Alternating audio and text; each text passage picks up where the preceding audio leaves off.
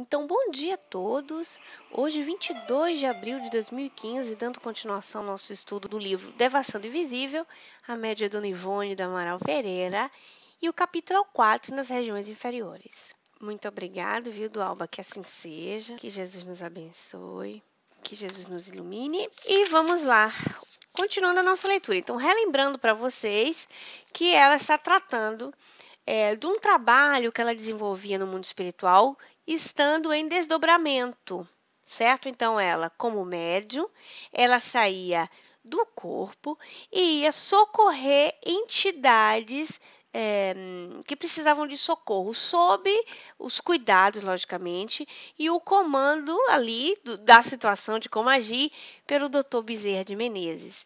Então, eu vou dar uma continuada na leitura, uma continuação na leitura, para depois a gente falar dela, né? Vamos lá. Verificamos que em tais ocasiões somos sempre vista e compreendida por essas entidades. Então, quando ela está naquele ambiente, ela é vista e compreendida pelas entidades que estão naquele ambiente. Vocês lembram a descrição do ambiente, como era um ambiente muito difícil, era um ambiente muito feio, espíritos assim muito reincidentes no mal, esses espíritos nos quais ela ia tratar. Eram entidades que não só estavam no mal quando encarnados, mas, como ela diz, estagiavam no mal também quando desencarnados. Mas é como se nesse momento eles tivessem entrado num estado de loucura tão grande, tão voltados para os crimes que cometeram, que foram acumulando durante os séculos, que eles estavam naquele ápice de receber ajuda, apesar do sofrimento ser atroz. Isso que é interessante, porque eles dizem assim, mas ele não está lá, não fez todo esse mal e quis e continuou depois da sua encarnação, desencarnando, reencarnando e cometendo seus erros. Mas, mesmo no auge do sofrimento, é porque alguma coisa dentro deles, uma molinha que escatou, né, que está ali mexendo no íntimo, que eles vão estar aptos para serem ajudados. E quando acontece isso, olha quem vai estar lá no meio ajudando? A Dona Ivone. Então, verificamos que, em tais ocasiões, somos sempre vista e compreendida por essas entidades, mas que os instrutores, sob cuja tutela nos encontramos, jamais o são. Então, ela é vista por eles, mas eles não veem os instrutores. Por quê? Por causa da densidade do perispírito. O ambiente é muito pesado. Então, a Dona Ivone, por estar encarnada, ela é vista, mas eles não conseguem ver. Então, a Dona Ivone está ali como um médium. Vocês conseguem entender? Que coisa interessante? Ela está ali em desdobramento, ela está agindo com os espíritos, mas ela não é médium, porque ela está ouvindo a orientação, as orientações das entidades superiores dentro do mundo espiritual. Então, ela está agindo como médium também, estando em desdobramento, estando em espírito. Nós mesmas, nessas emergências, a estes entrevemos com dificuldade, certificando-nos de sua presença, não tanto pela visão, mas através das vibrações por eles emitidas, à guisa do palavreado sonoro, a fim de recomendar os trabalhos a desenvolver. E por um sentimento indefinível de confiança e felicidade, uma sensação singular, espécie de intuição poderosa que substitui a visão propriamente dita. Tem um detalhe interessantíssimo nisso que ela diz, que nem ela conseguia ver direito as entidades. A visão dela era mais uma visão vibratória. Vocês lembram dos médiuns positivos? Dos médiuns sim, de que eles começam a aprimorar a mediunidade e aquilo ali, através do treino da própria mediunidade, vai causando uma sensibilidade sempre maior ao ponto de identificar a tipologia de espírito. Outros conseguem identificar os seus próprios mentores, os seus próprios orientadores espirituais através da vibração. Só que nesse caso aqui específico da Dona Ivone, ela não conseguia nem ver direito. Ela via, Ela disse que vê, mas não é que conseguia focar perfeitamente, mas identificava muito mais as entidades através das vibrações. Vocês imaginam que eles eram tão densos, que até o perispírito da Dona Ivone, estando encarnada, ainda era mais levinho. Vocês imaginam isso? E é possível isso? Sim. Porque se quando nós estamos encarnados, nossos perispíritos variam uns dos outros através do nosso percurso evolutivo, através da nossa evolução, através da riqueza que nós tenhamos conseguido, vocês imaginem que mesmo o perispírito dela estando encarnado para o perispírito desses espíritos, os outros eram mais densos. E o dela, o perispírito dela, era mais sutil em comparação. Lembra aquela questão da perspectiva? Da perspectiva que a gente falava? Vocês lembram disso? Nós falamos até ontem no GE. Lembra, Isa? Depende de onde você está vendo. Então, ela tem um perispírito mais sutil. Por sinal, ela conta no livro Nas Telas do Infinito, numa dessas saídas dessa do corpo dela, ela saiu e se olhou. Quando ela se olhou, ela achou assim o corpo perispiritual dela lindo, macio, brilhoso, como se tivesse a textura de uma pétala de rosa. Você vê a descrição, né? Como faz a gente aprender. Como uma pétala de rosa. Aí ela olhava para o corpo dela deitado na cama dormindo, em estado letárgico, e ela ficava assim meio... que feio. Ficou com pena daquele corpo feio, achando horrível, grosseiro. Aí ela se tocou, falou, ai, que gostoso meu perispírito. Ai, que belezinha meu perispírito. E faz uma comparação como se fosse uma pétala de uma rosa. A questão da textura. Então, convenhamos que no ambiente desse denso, existe um contraste de perispírito do dela, não é? Com o perispírito das entidades nos quais vão ser socorridas, né? Então, ela diz que ela conseguia perceber eles muito mais pela vibração do que pela visão em si. Eram cerca de 10 as entidades então visitadas. Encontravam-se como aprisionadas em um pequeno e miserável compartimento em promiscuidade chocante. Haviam sido homens quando encarnados, conservando os seus espíritos agora, por isso mesmo, os característicos masculinos. Vibratoriamente, encontravam-se muito fracas, como alguém em convalescença de grave enfermidade, apavoradas, desencorajadas para o recurso da oração, porque ainda ímpios os seus sentimentos, temerosas de se ver em presença de Deus, porque certas da própria culpabilidade, atormentadas pelas visões alucinatórias dos crimes praticados. Então, eram 10 entidades em um ambiente de profunda promiscuidade, num ambiente horrível, e que eles não tinham nem a força e a coragem de orar. Isso é possível? Claro.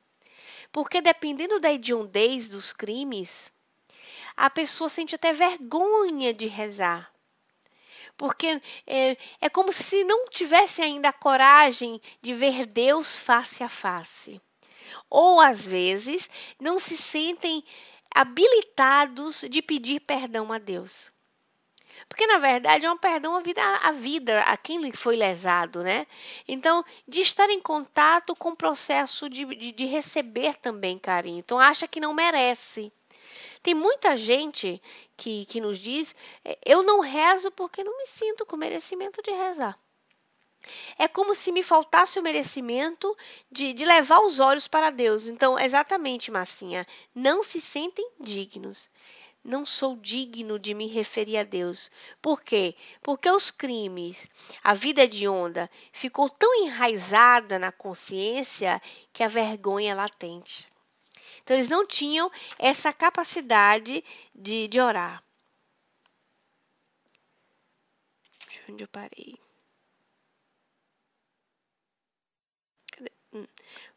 Atormentados, ok. Essas visões, frutos das suas vibrações mentais, as visões que eles tinham. Nós as víamos tão bem quanto elas próprias, infestando o perímetro em que permaneciam. Eram dramáticas. Então, as visões que eles criavam as visões de cada um, eram 10. Então, todo o perímetro tinha essas visões, como se fossem vários filmes projetados. Imaginem vários projetores de 10 pessoas e as cenas horrendas ali que se passavam. Contendas, lutas corporais, assaltos, seduções de menores, roubos, assassínios, obsessões, suicídios, ou obscenas, sórdidas, vis, maléficas, atrozes. Todas as cenas que ela conseguia ver através da própria projeção do pensamento. Sobre a projeção do pensamento, quem tiver um pouquinho mais de dúvida sobre esse argumento, basta dar um pulinho lá na Gênesis, no capítulo 14, a fotografia do pensamento, que fica mais claro esse conceito. Porque o espírito, ele, como o pensamento dele é criador, ele cria as cenas. Muitas vezes ele cria cena que ele não efetivou. Mas outras cenas que ele também chegou a efetivar vai ficar registrada. É assim que fica o registro das nossas ações no éter, no universo. Fica fotografado, fica lá. Tanto tem um outro livro de Dr. Bezerra, é uma história de Dr. Bezerra, a psicografia dela com certeza. E era um caso, uma família no Brasil, que tinha sido uma família de judeus, obsediavam essa família. E essa família tinha sido da Inquisição. Então, eles queriam matar todos daquela família, aqueles espíritos judeus, matar todos e levar ao suicídio. Então, eu me lembro bem que Dr. Bezerra, e o coisa aconteceu lá no 1400, né? A época, 1600, 1400. Dr. Bezerra, com os espíritos assistentes, vão buscar, através de um esforço mental, logicamente, como se fosse nos arquivos que estão no universo para poder descobrir. É o Dramas da Obsessão, né, dona Edna? Obrigada. Para descobrir o que é que estava rolando. Nos arquivos que estão gravados no universo, né, mole? Eu não sei se eu já falei isso com vocês alguma vez. Catinha disse ali para nós. A humildade conectada ao Pai Celestial. A humildade deve ser acessada no íntimo e na postura do espírito. De dentro. Não é porque umidificar-se e ficar humilde perante a Deus é fazer-se pequeno, né? Jesus já dizia que os menores, bem-aventurados os pequenos, bem-aventurados aqueles que são puros de coração, porque aqueles que se fizessem pequenininhos, eles poderiam reconhecer melhor a grandeza de Deus. Quando não tem humildade, você se sente grande demais, você quer fazer competição com Deus. Então, você ainda não está no reconhecimento da grandeza divina. Então, quanto menor você se faz isso através da humildade, através da evolução, né? Quanto menorzinho você se faz, mais você reconhece a grandeza divina. Continuando aqui. Desesperados, esses infelizes se debatiam, encobrindo os olhos com as mãos ou ocultando a cabeça com os braços ou com os trapos que sempre encontravam ao alcance, na ingênua suposição de que, agindo assim, se furtariam ao horror das próprias ações passadas, a ecoarem nos refolhos da consciência, como se pirogravadas estivessem nas suas sensibilidades mentais. Estiravam-se, chorando, em tumultuoso vozerio, sobre um como o tablado imundo, em promiscuidade repulsiva. Vocês percebem todo o ambiente no qual eles estavam vivendo e a situação do desespero deles, né? Refugiavam-se por entre coberturas esfarrapadas, aos gritos e uivos de revolta e horror, quais verdadeiros loucos em momento de aflitivas crises. Levantavam-se em seguida, sem jamais lograrem repouso, os olhos em fogo, dilatados como se tocados de assombro, os cabelos eriçados, o corpo, e ela bota entre aspas perispírito, tremente, como sacudido por violento nervosismo, os dentes cerrados, como se dolorosos ataques epiléticos se anunciassem, irremediáveis. Quanto às vestes, quando não se apresentassem com os já mencionados dominós negros, eram rotas imundas, empapadas de sangue ou lama, a exibir as fases da putrefação cadavérica, ou de materiais asquerosos, como o pus e o sangue putrefato. Um fétido nauseabundo e pestilento tresandava deles, repugnando também a nós outras, de início, para desaparecer depois da sensibilidade do nosso olfato. Então ela sentia todo o ambiente, inclusive todo esse mau cheiro que ficava nesse lugar, até depois desaparecer a sensibilidade do olfato. Que situação, né? E o interessante é a referência dela toda material no ambiente espiritual. Um fato assim real, né? De uma vivência dela ter esse registro assim tão forte dentro dela. E a clareza, né, dela ter a lembrança. É por causa do transe também. É o transe letárgico que ela entrava, o tipo de fenômeno anímico que proporcionava a ela essas lembranças, né? O solo do compartimento em que se detinham, espécie de quarto ou sala, de muito pequenas dimensões, com uma janela gradeada à esquerda e uma porta à direita, era tão imundo quanto eles próprios, igualmente empapado de sangue e humores fétidos, a tal ponto que os infelizes se horrorizavam de si mesmos, sentindo-se tolhidos, amesquinhados, incapazes de reagir contra tão miserável estado de coisas. A porta deitava para um pequeno terreno e permanecia aberta, permitindo passagem aos prisioneiros, caso desejassem sair. Ocorria, no entanto, um fato curioso. Os pobres voluntariamente permaneciam naquele covil, presidiários de si mesmos, isto é, do próprio passado. Eles tinham toda uma estrutura de quarto, janela, porta. A porta aberta, eles não saíam porque não queriam sair. Na verdade, eles não conseguiam sair, porque eles eram prisioneiros deles mesmos. Vocês lembram quando eu falava semana passada, se você tiver um problema muito difícil, que estiver lhe angustiando, e aí de repente você faz assim, ó, vou deixar o problema lá em São Paulo, ou lá em Belo Horizonte, ou lá em Salvador, e vou lá para Cuba. Cuba não, né? Cuba tá muito queimado no Brasil, não quero ir para Cuba não. Vamos lá para as Maldivas. Tira Cuba do meio. Vamos para as Maldivas. E o problema vai ficar em São Paulo, em Belo Horizonte, e você se transfere para as Maldivas? Não, né? O problema vai com você.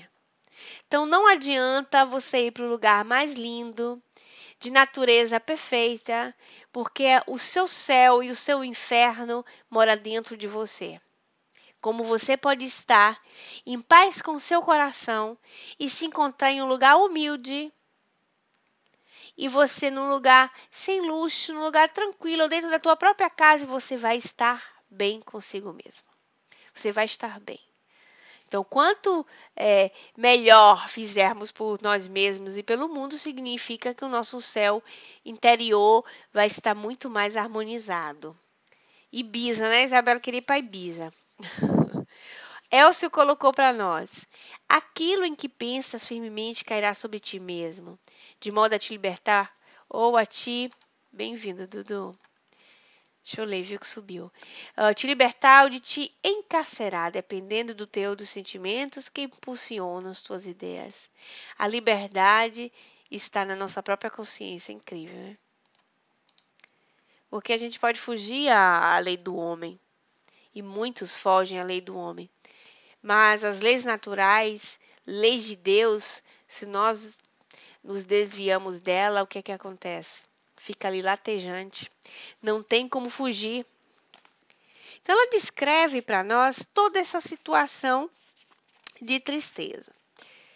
Existem as perseguições, então eles sofriam perseguições da própria consciência. Nesse caso, era uma perseguição deles para com eles. Se vocês observarem, eles aqui não tinham perseguição externa, como tem outros relatos para nós de entidades que sofrem perseguições de outras entidades, não é? Quantos livros? André Luiz contou isso para nós no livro Nosso Lar, de sofrer perseguições nas zonas umbralinas, de sofrer injúrias, sarcasmos e etc. Mas, nesse caso aqui, quem persegue eles são eles mesmos. O terreno acima citado dividia-se em dois por uma cerca, que se nos afigurou construída em arame farpado. No trecho à esquerda, para o qual deitava a porta, erguia-se uma cobertura tosca, espécie de pequeno galpão, muito sólido aos nossos olhos, onde uma mulher de cor negra, espírito desencarnado voluntariamente materializado em serviço de resgate ou beneficência. Então, tinha essa senhora, uma preta velha, linda, negra ali, materializada. Por quê? Porque ela estava fazendo um serviço de beneficência em uma zona muito grosseira. Vocês concordam que se ela habitasse, se ela morasse num ambiente espiritual melhor, ela tem que condensar? A palavra condensar não é tanto correta, mas ela teria como condensar o perispírito mais pesado, né, para poder morar ali? Porque os benfeitores não são vistos. Então, é um tipo de materialização. Vocês lembram o André Luiz? Quem lembra do André Luiz? Ninguém sabe, né? O André Luiz, quando foi visitar uma casa, foi no Sexo e Destino. Foi no Sexo e Destino. Ele foi entrar na casa, ele não teve que condensar o perispírito dele para ficar visível? Porque eles poderiam entrar na casa e não se fazer visto pelo obsessor que morava na casa, por causa da diferença que eles tinham vibratória.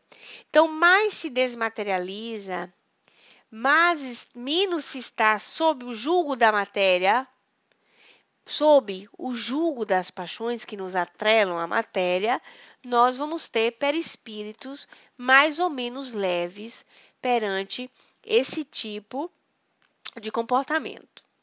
Então, ela viu essa senhora, lembrando o tipo das antigas escravas africanas, ao tempo do Império.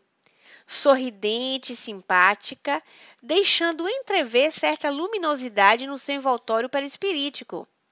Parecia cozinhar para os habitantes locais. Então, ela viu essa senhora que se apresentava como uma antiga escrava africana, cozinheira, e ela estava ali cozinhando e parecia cozinhar. Quem é que lembra da passagem do capítulo, logo como citação? Ela não colocou, e aqui foi o Dr. Bezerra, né? Do Livro dos Médiuns, do capítulo 8, do Laboratório do Mundo Invisível, a 13ª pergunta. Então, poderia também o espírito fazer uma substância alimentar? Suponhamos que tenha feito uma fruta, uma iguaria qualquer. Se alguém pudesse comer a fruta ou a iguaria, ficaria saciado? Resposta: ficaria sim. Mas não procures tanto para achar o que é tão fácil de compreender. Um raio de sol basta para tornar perceptíveis aos vossos órgãos grosseiros essas partículas materiais que enchem o espaço onde viveis. Não sabes que o ar contém vapores de água? Condensa-os e os fará voltar ao estado normal. Impalpáveis e invisíveis se tornarão um corpo sólido e bem sólido, se assim muitas outras substâncias de que os químicos tirarão maravilhas ainda mais espantosas. Simplesmente, o espírito dispõe de instrumentos mais perfeitos do que os vossos, a vontade e a permissão de Deus. Então, eles podem agir no manuseio desse fluido, no manuseio dessa substância, porque existe contraste quem gosta da palavra fluido e quem não. Então, no manuseio dessa substância, desse fluido, para criar. E esse criar também inclui o alimento. O Dr. Bezerra colocou no início do capítulo, como sempre, uma pergunta, um pensamento doutrinário, para que a gente chegasse nesse ponto aí, no ponto da alimentação. Tá essa senhora, descendente, né, negra, fazendo uma comida para esses espíritos comerem. É possível? Sim, claro que é. Entrever certa luminosidade. Luminosidade, outro detalhe. Apesar de estar com seu perispírito denso, morando, disponível naquele ambiente ali, não é? Como serviço de beneficência, se entrevia uma certa luminosidade, ou seja, o espírito não tem a sua luz interior, a sua luz própria. Através dessa sua luz própria, que ele não tem como, né? Não querer ter, ele, por mais que tivesse condensado, que tivesse denso, se percebia aquela luzinha própria dela, né? Sentimos o aroma apetitoso da comida e espionamos, Dona Ivone, né? Preparada em grandes tachos de cobre, como os que se usavam outrora para o fabrico doméstico da goiabada. Afigurou-se ao nosso entendimento tratar-se de leguminosas e hortaliças, as quais se desenharam à visão como alfaces, tomates, cenouras, batatas, azeitonas, cebolas, ensalada. Aí ela colocou uma notinha. Evidentemente, é que no panorama fluídico dessa cozinha existia o trabalho mental realizado pela vontade da entidade espiritual responsável pela vigilância das entidades sofredoras, a qual teria sido, quando encarnada, alguma escrava ou serviçal encarregada de cozinhas terrenas. Pela ação da vontade sobre os fluidos e as matérias essenciais do mundo invisível, ela teria criado o panorama citado, para a caridosa assistência aos seus pupilos em precário estado de materialidade, pois é sabido que o espírito possui liberdade de ação no além-túmulo, para as tentativas em torno de recuperação dos infelizes desajustados, normas ou leis espirituais. É claro que não, né, Flor? Quem gostaria? Então, ela vai dizendo aquilo que falávamos dos fluidos, né? Que aquilo foi uma criação mental da própria senhora que está ali, porque ela criou todo o ambiente de socorro, alimentação. Então, vocês observam que é como se fosse um pontinho de luz, a cozinhazinha, com as verduras, tudo bonitinho, que se distinguia do ambiente horrível no qual eles estavam ali. Então, ela, como voluntária, criou aquele ambiente, estava cozinhando tudo bonitinho para eles, porque ela era responsável por eles, né? Ora, ai meu Deus, peraí. Esse local era agradável pela presença da negra, em quem, com efeito, reconhecemos espírito operoso, pelos labores de vigilância a favor dos delinquentes confiados à sua guarda, como pela visão das iguarias que nos pareceram saborosas. Ela já vai dizendo, espírito operoso, trabalhador, disposto a ajudar e muito amor, né, Diana, pelo que faz. Porque a semana passada nós falávamos disso, na questão da doação do amor. Porque, mas eu tenho que amar meu próximo, mas como eu faço amar uma pessoa que eu não conheço? Ora, você ama o que faz. Então, você pode dar seu passe, você pode trabalhar em prol da vida por amor à causa. Por amor pelaquilo que você faz e por amor a Jesus. Por amor a Deus.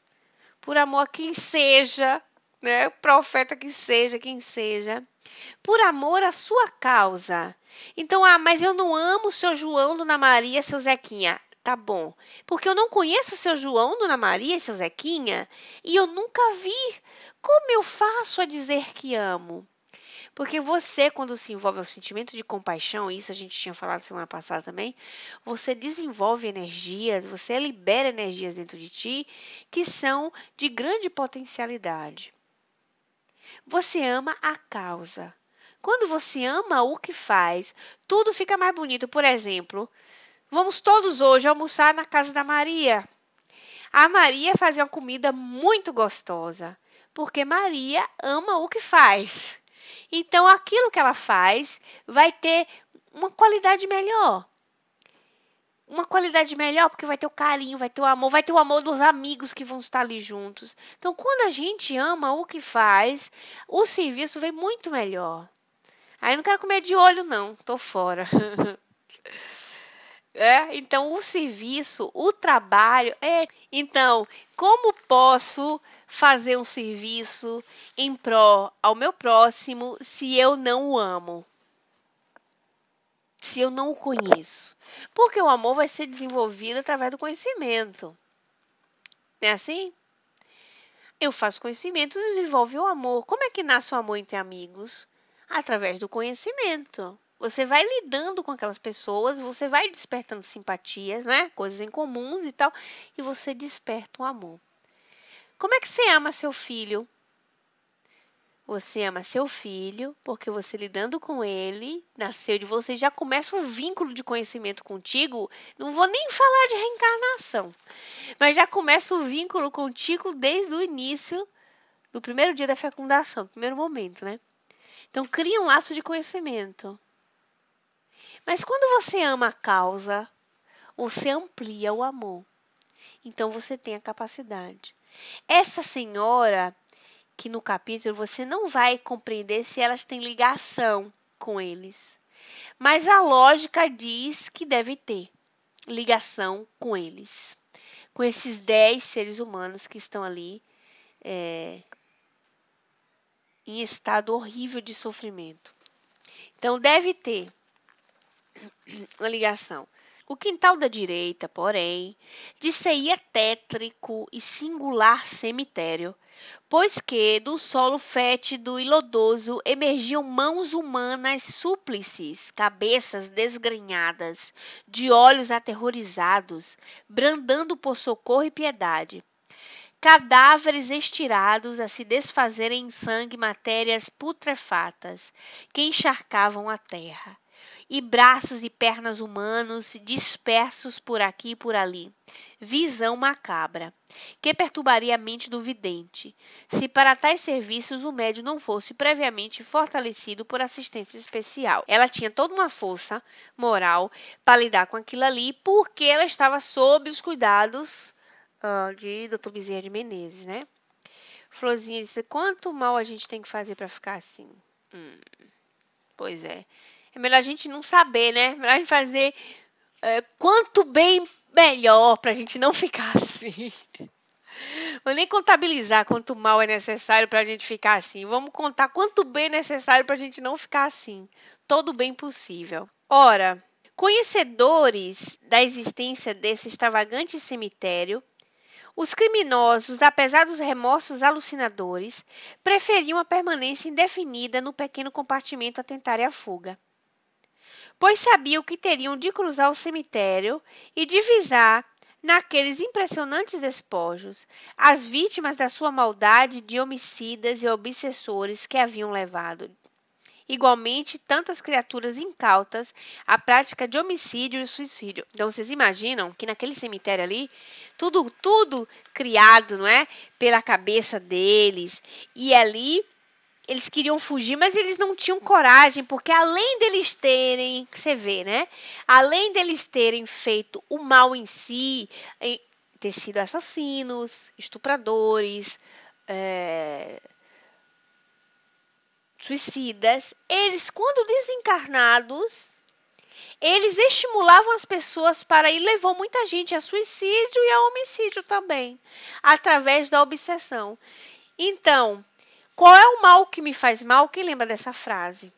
A dona Ivone disse isso, né, Catinha? Que eles eram, assim, espíritos muito difíceis. Quem lembra da frase do Emmanuel?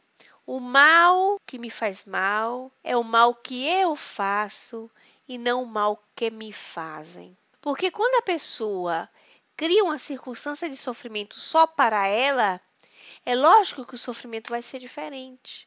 Mas além dela sofrer com o mal que ela fez, ela ainda cria situações para fazer outro mal, aí é triplicado, porque ela além de prejudicar a si, sai prejudicando os outros.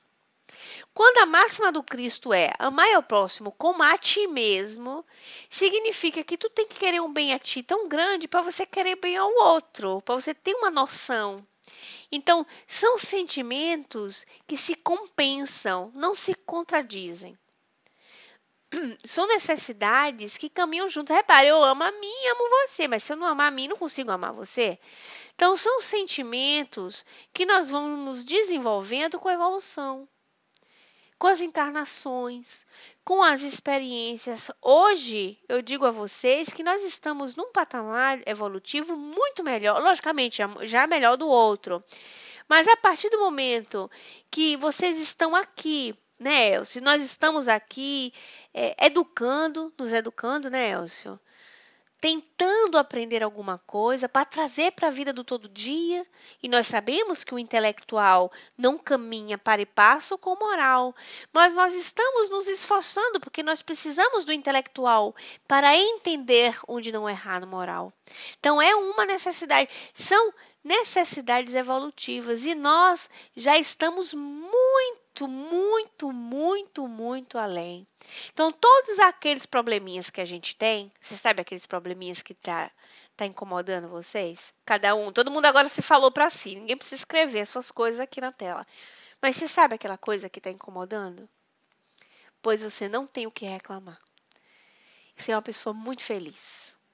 Porque existem coisas no mundo que se a gente parar de olhar para dentro de si, nós vamos observar dores ao nosso redor. Sabe aquele probleminha? Pois é, ele não é nada. Nada. Então, como o nosso pensamento é tudo, né, Elcio? E nós vamos nos transformando, a oportunidade de estarmos aqui e de estarmos. Nós somos 20 pessoas. Vocês acham que nós somos restritamente a 20 pessoas? Vocês acham que nós somos restritamente a 20 pessoas? Calculamos que a nossa presença aqui representa a presença da nossa família. Então, nós estamos como representante de um núcleo familiar. Mas não é só.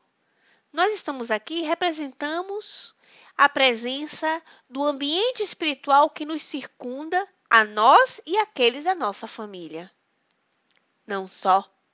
Nós também frequentamos ambientes sociais, nós temos amigos fora das portas de casa e nós representamos também, porque nós vamos ser uma mensagem espiritual que eu recebi um tempo, diz assim que a gente era um vagalumezinho. Sozinho não ilumina nada, mas juntos, dá para fazer uma grande luz, né? Então, caminhamos no coletivo buscando aprender junto e cada um criando o seu passo para levar mais adiante. E não é como dizia nosso amigo Paulo de Tarso, nós temos milhões de testemunhas. Eu não acredito que você contou. Que bom, Dalane. Que belezinha. Maria é uma pessoa assim muito amada, muito querida nossa, viu? Muito amada e muito querida. A nossa chegada, um dos prisioneiros, exatamente daqueles trajados de dominó negro, aproximou-se como que nos recebendo. Notamos que esse já não trazia capuz, sinal de melhoria de vibrações. Seu semblante, muito visível à nossa observação, indicaria um homem que houvesse falecido aos 50 anos de idade, e mostrava-se branco marmóreo e infinitamente triste. Como marmóreas se apresentavam também as mãos, largas e compridas. Compreendemos que ele absolutamente não distinguia Bezerra de Menezes, mas somente a nós. Nenhum pavor ou sobressalto perturbou nossa confiança. Sentimos-nos, antes, possuída de grande compaixão e desejo de auxiliar. Ele, porém, falou com voz e modos rudes e impertinentes, como pessoa de pouca educação. Tenho fome, por que não me traz um verdadeiro almoço? Há quanto tempo não posso comer? Lágrimas lhe corriam dos olhos. O infeliz, materializado ainda e espiritualmente desajeitado e tardo, realmente sofria o suplício da fome. Habituado aos costumes terrenos que nos levam a servir um prato de comida a quem bate a nossa porta alegando fome, Nosso impulso foi correr à cozinha e solicitar o favor àquela serviçal que, atenta aos mistérios culinários, acendendo ao pedido, exclamou ela: Oxalá, minha filha, hoje, com a vossa presença, referia-se igualmente a Bezerra de Menezes, o pobre pecador consiga serenidade bastante para compreender o que se passa e dispor-se ao progresso. Que ele realmente possa saciar a fome que o tortura e ver-se aliviado. Eis o meu maior desejo. Tomamos do prato, onde se viu um almoço belo e magnífico, com legumes cheirosos, e nos encaminhamos para o quarto sem prever qualquer incidente, antes persuadida de que a tortura do infeliz irmão seria de todo removida. O ex-obsessor arrebatou-o das nossas mãos, insofrido e faminto, e levou-o a colher à boca, sem mais rodeios, como a teria feito uma pessoa encarnada. Subitamente, porém, repudiou o prato com asco e horror, arremessando-o ao longe, e entrou a chorar e a lamentar-se entre uivos e imprecações de verdadeiro réprobo. Sem nos poder eximir, há uma forte impressão de assombro. Verificamos que os apetitosos legumes haviam desaparecido do prato, mas que, em seu lugar, espalhados em torno, viam-se postas de carne humana, línguas, mãos, dedos, orelhas, corações, pés, cabeças e etc. Muito forte, né? E ela começou esse capítulo dizendo para nós isso, da força do trabalho.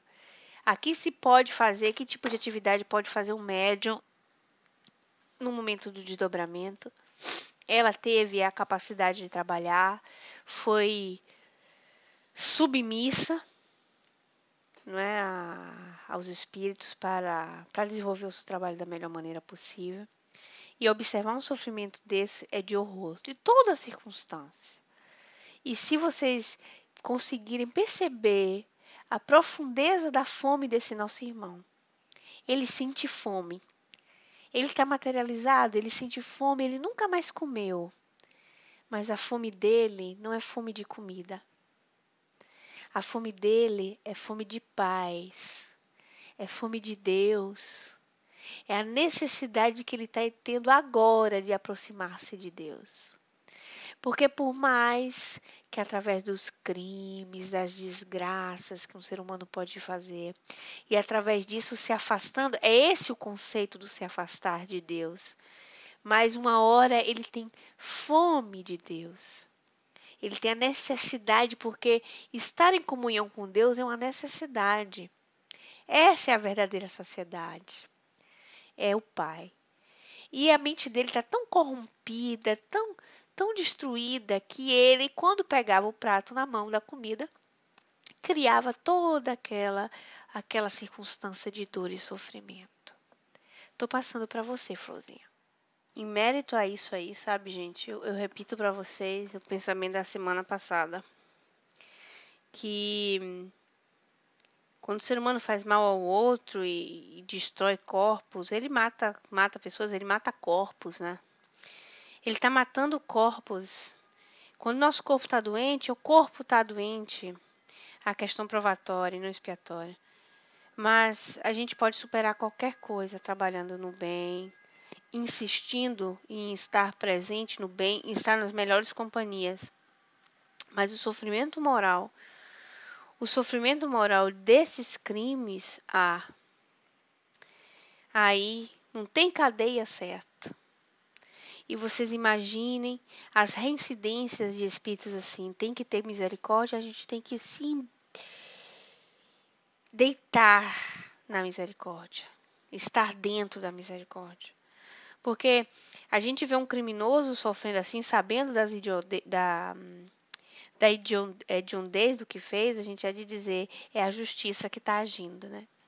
Mas a gente tem que pensar sempre que tá vendo esse cara que matou, que estuprou, que obsediou, que induziu pelo belo prazer pessoas outras a matarem também, outras também a se suicidar.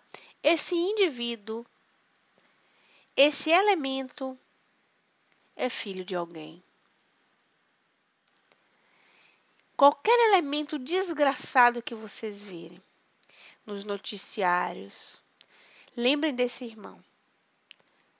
Lembrem desse irmão, porque podem ser eles, mas eles são filhos de alguém.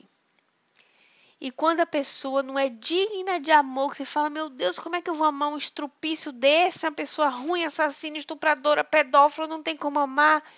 Ele tem uma mãe. Ele tem uma mãe, ele tem que nem ter uma mãe espiritual. Entende? Então, todo desgraçado, por pior que seja, ele tem quem ama. Então, vocês imaginam o coração dilacerado da mãezinha dele. Em ver séculos a séculos na desgraça, no crime.